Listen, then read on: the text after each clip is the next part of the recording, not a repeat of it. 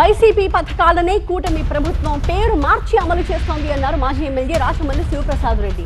జగన్ తీసుకొచ్చిన రైతు భరోసా స్కీములు అన్నదాత సుఖీభవ అని పేరు మార్చారు అని చెప్పారు. కూటమి వస్తే పెట్టుబడి సాయం 20,000 ఇస్తామని చెప్పిన చంద్రబాబు ఇప్పుడు 14,000 ఇస్తున్నారు అంటూ విమర్శించారు. గతేడాది 20,000 సాయం ప్రభుత్వం ఎగ్గొట్టింది అని కూడా ఆరోపించారు. గతంతో పోలిస్తే రైతుల సంఖ్య కూడా తగ్గిపోయింది అన్నారు రాచమల్లు.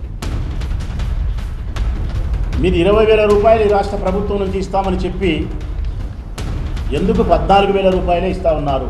ఇచ్చిన మాటకు కట్టుబడకుండా రైతులకు 6,000 రూపాయలు ఎందుకు ఎగరగొడుతున్నారు?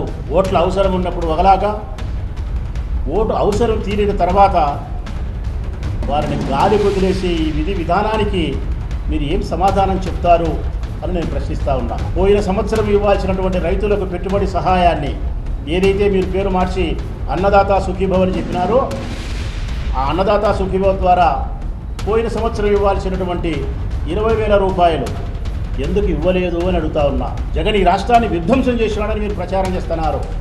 మరి విధ్వంసం చేసేవాడే 5 సంవత్సరాలు ఇస్తే సంపద సృష్టించే మీరు 6 సంవత్సరాలు ఇవ్వాలి మామూలుగా అయితే.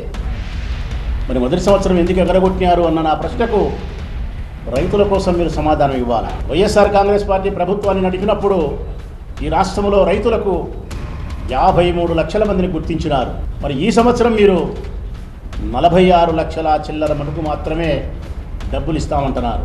అంటే 7 లక్షల మంది రైతులకు